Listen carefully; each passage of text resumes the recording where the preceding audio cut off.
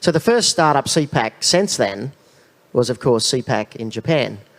And maybe, perhaps, Jay, you can explain, your experience with, starting Cpac in Japan, what the conservative landscape looked like in Japan then, and what it looks like now, and has Cpac made a difference?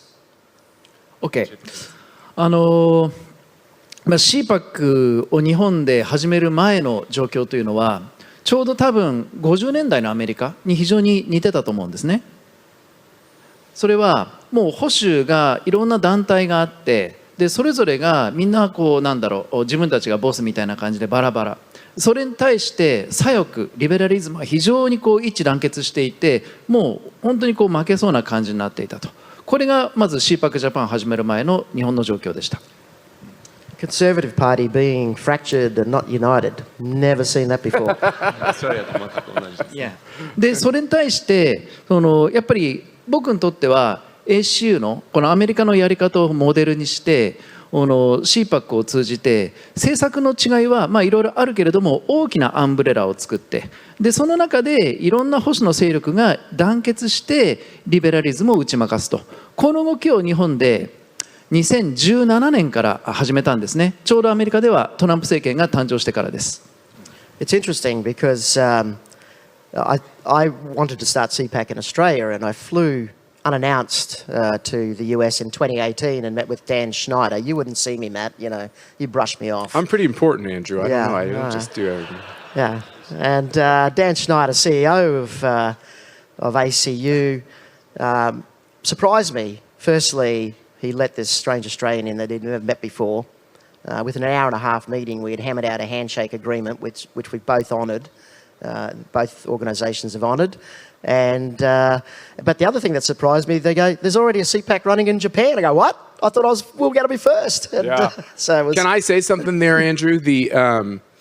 As we're all standing here, I noticed one thing, a commonality between us. Maybe, I served in a White House, so some of us have political experience, but by and large, I considered Chairman Aiba to be a very entrepreneurial person in politics. I know that's what your background is too. You come from the world of business, being creative in business. I've never run for office, and I consider myself somebody that loves politics, but also kind of hates it at the same time and wants to bring business principles. So so many of you have said to me, how can you make a difference in America, in Australia? I always say, pray for America. Some people like that answer. Some people, it's almost like not enough. They're like, well, that sounds trite.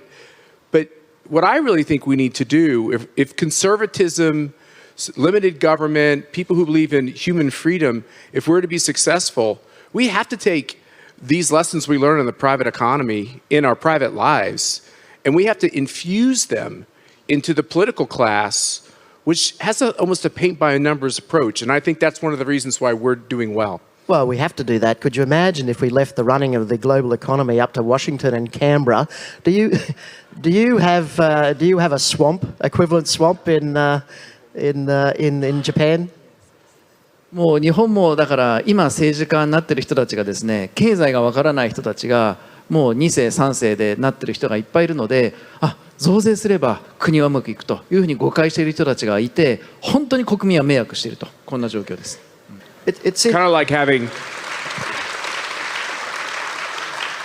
That kind of sounds like Hunter Biden running your country. I don't know if I like that. It also sounds very libertarian, them being a burden as well. So I must say, though, and I'm not sure whether you agree, Jay and Matt, but you said you would never be a politician. I certainly wouldn't be, and I don't think you've got any aspirations to be a politician. I think it's the most difficult job in the world, and I think you've met a lot of politicians here. I think we should probably show them a bit more respect, because that job is a hell of a job. That's a terrible job. The abuse they get, and I think if they're in the, you should give them a pat on the back. I agree. Yeah. I'll tell you one job that is harder than running for office, including in Australia. And I will agree with you. Like, I always leave a Cpac event in another country being so inspired by the political leaders that take all the heat. But can you imagine someone that had a tougher job? My wife was the communications director to Donald Trump. She had to read tweets. She had to go through all of these attacks. You would admit that was a pretty tough job. That's a tough job. What's the social media? What's the cultural sort of attitude towards using social media to attack politicians? Does that happen in Japan, or is there a cultural difference there? アメリカと同じ、これもじゃあすごいデータがあるんですけど、ツイッターがね、今 X に変わってイーロン・マスクになったからいろんなことを発表してくれるんだけど、去年1年間で世界の政府機関から検閲削除を依頼された国で一番表現を削除してくれと多かったのが日本だそうです。とんでもないでしょ。Yeah, Alex Sandich will speak about that, or has spoken about that. Matt, we've run out of time, but perhaps you've got the first two international Cpacs here. I know there have been others, and I know there's aspiration. There's one in particular in Europe that I know you're very excited about, which we hope comes to fruition. Perhaps you can just explain to everyone, what we're doing with these international Cpacs and what your aspiration is. Yeah, so I just don't get worried. We're not globalists, okay? We're not trying to, I'm not here from America, and I'm not here to help you. That's not our goal. Our goal is almost a little bit out of desperation. We look at what's happening. We look at what's happening in America, and we're like, how come we're slipping so fast? And how come all the international connectivity that's going along around the globe is to destroy your children and your grandchildren, destroy your schools, make you reliant on the regime in Beijing, all the things we don't want, right? Empower the social media oligarchs and the rest. And so we started with Jay. It was Jay who started this, not me. Jay is the one who said, I'm going to start to do this in Japan. Jay had the vision to have a Cpac in Japan. And so what we're trying to do is collaborate with each other, not only put on a great conference and learn from each other, but also we have a lot of conversations, and the politicians we work with, about what's working in our country and what you should try.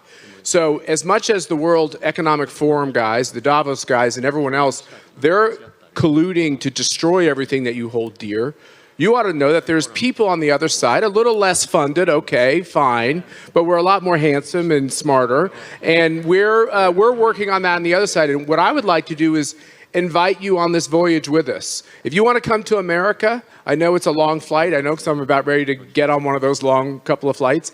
But please join us. And if you want to come with us, whether we're going to Brazil, which we're going to be going to, Mexico City, we're going to be going to, Japan in December, I'll let you invite them. I'm not going to invite them to that. But whether we're going to Korea, or we're talking about Italy, where Prime Minister Meloni has spoken at Cpac twice, and she's a fabulous star on the international stage. So if you want to travel with us, come with us and be on this voyage, because I'm not someone that is going to try to overly sell you, but I'm telling you there's a pushback coming from ordinary people all over the globe against these globalists. It looks like they're going to crush us, but I'm telling you, because of people like you, we're not going to let it happen. Yeah.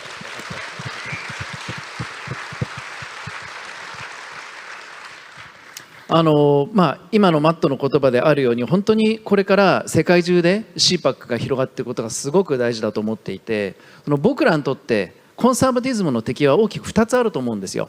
一つは昨日ゴードンちゃんも繰り返し指摘してきたように、もう本当に勢いのある敵として中国、これが一つですね。でもう一つの敵は、これは歴史的に根深い敵、もうマットも何回も言ってるけど、グローバリズム、その奥にいるディープステイト、これが僕らコンサバティズムにとっての敵で、彼らは非常にやる気があって勢いがあってスピードも速い。だからこそコンサバティズムが連携しなければ、彼らに僕らの素晴らしい愛国心とか自由とか、これが破られてしまう。そのために国際 Cpac が広がる必要があるんじゃないかと私は思っています。